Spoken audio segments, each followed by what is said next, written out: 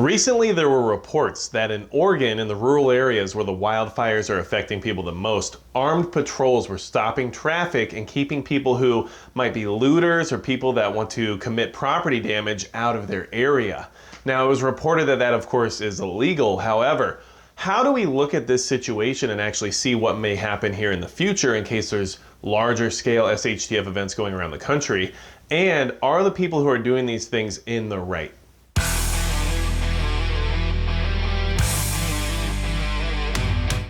Hey everybody, it's Magic Prepper, and today we're talking about how some of the citizenry of Oregon, out where the wildfires are affecting them the most, have actually banded together, armed up, and started patrolling their neighborhoods. They want to take care of their property, they want to take care of their neighbors, they want to make sure that looters and people with malintent are not able to access their area. And they've started doing things like roadblocks and stopping traffic in order to make sure that if you are coming into their area, it's for the right reasons. Now, the sheriff's department of that area has come out and said, look, this is illegal, you can't do that, please stop doing this, we'll take care of it, just call us and we'll handle the situation.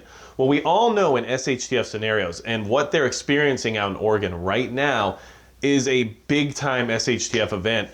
Those people have decided they have to take things into their own hands to protect themselves, protect their families, and protect their property where the police doesn't have the capacity to do so, okay? So recently I spoke to a friend of mine. I've known him for years, probably longer than almost anyone else in my life besides my family, and he actually works out in Oregon and has a property out there that's highly affected by the wildfires. So I asked him a question and I said, look, I know you live in a very rural area, and I know that you guys are used to being self-sufficient, self-reliant. So how long would it take for a police officer to actually reach your property if you were to dial 911? His answer was at least an hour.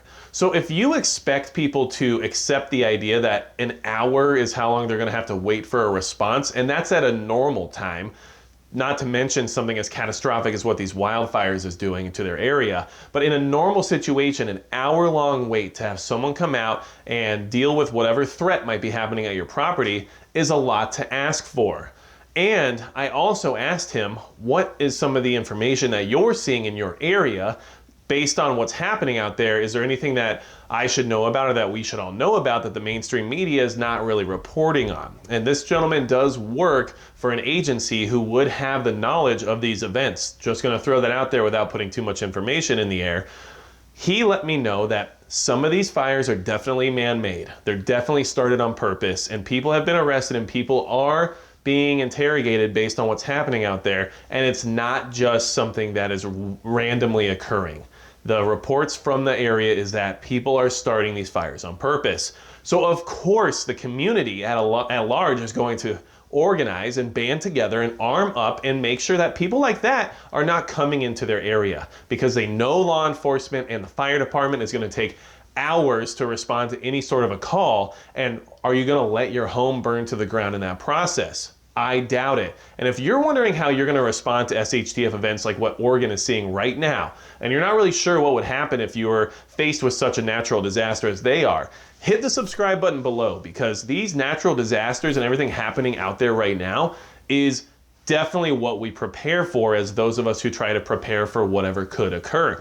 I used to live in fire country. I used to have a home that was very close to being in the middle of a fire at one point in time, and evacuations were part of the way of life there. So you need to make sure that if you live somewhere where this could happen, that you're prepared for it, okay? Just to go over some backstory here.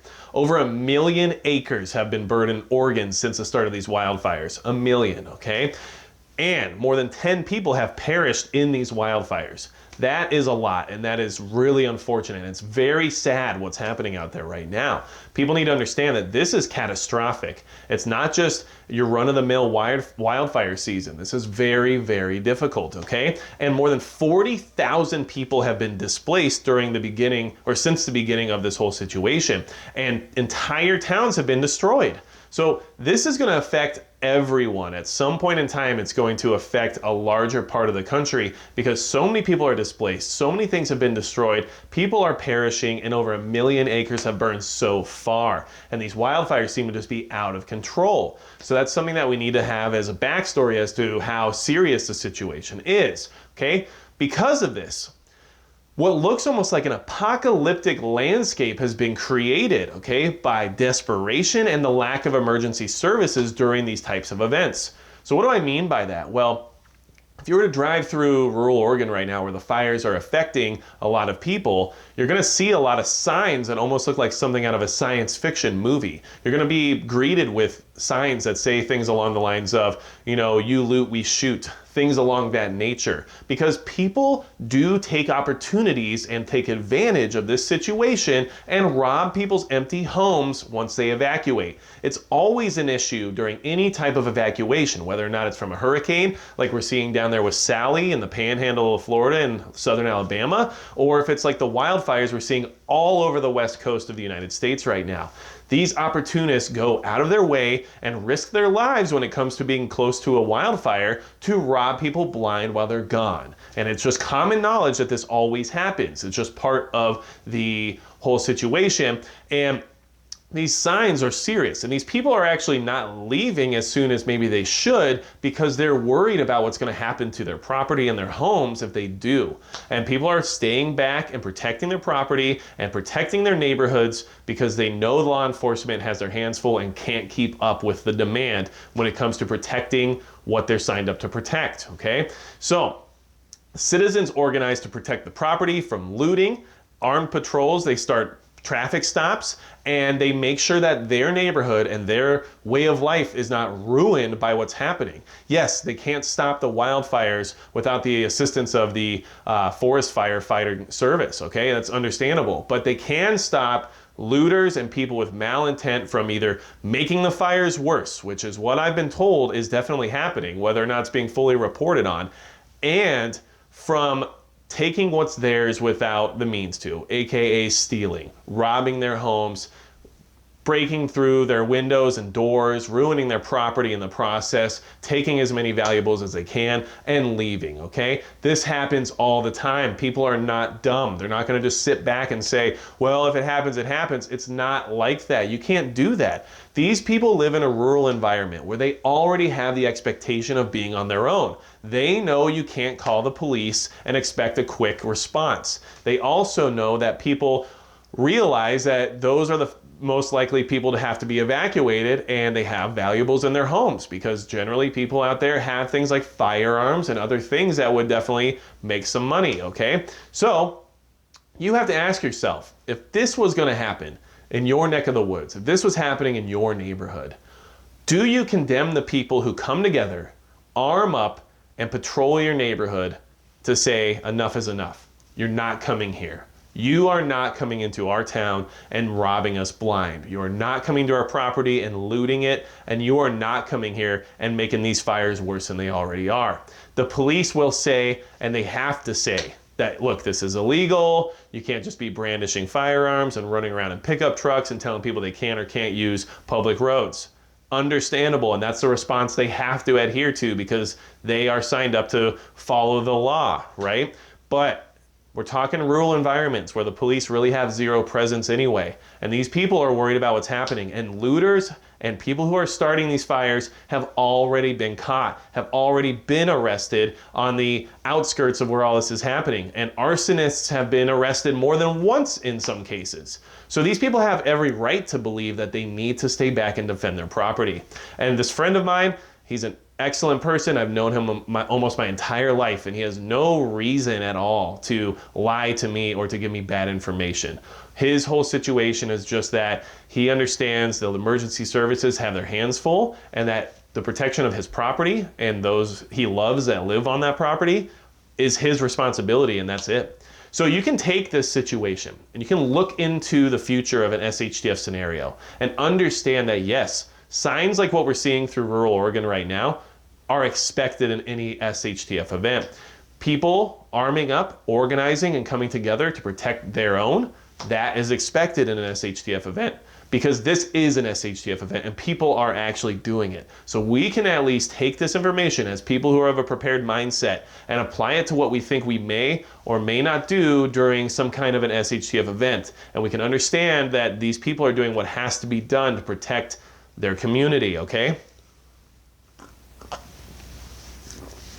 So, one thing I want to mention is these people are doing what they feel they have to do right now. And sometimes that's how things work, especially in the rural environments. So it's easy to sit back from a suburb or from an urban area and see what's happening and condemn those people and say, I can't believe these crazy people riding around in trucks, armed up, telling people they can't drive through their town. That's ridiculous. I'll let you know right now, if you don't live in a rural environment, you wouldn't understand that mentality and you wouldn't understand being alone when it comes to an emergency. You don't really have the option of 911. You just don't. Yes, you can call, but it's gonna be a while. And some people even tell you sometimes it's even days before the police come out because they're too busy. And right now, think about it. If you're in Oregon, AKA where Portland is, do you think the law enforcement there has a lot of time on their hands right now? Probably not. So I just wanted to bring this to your attention.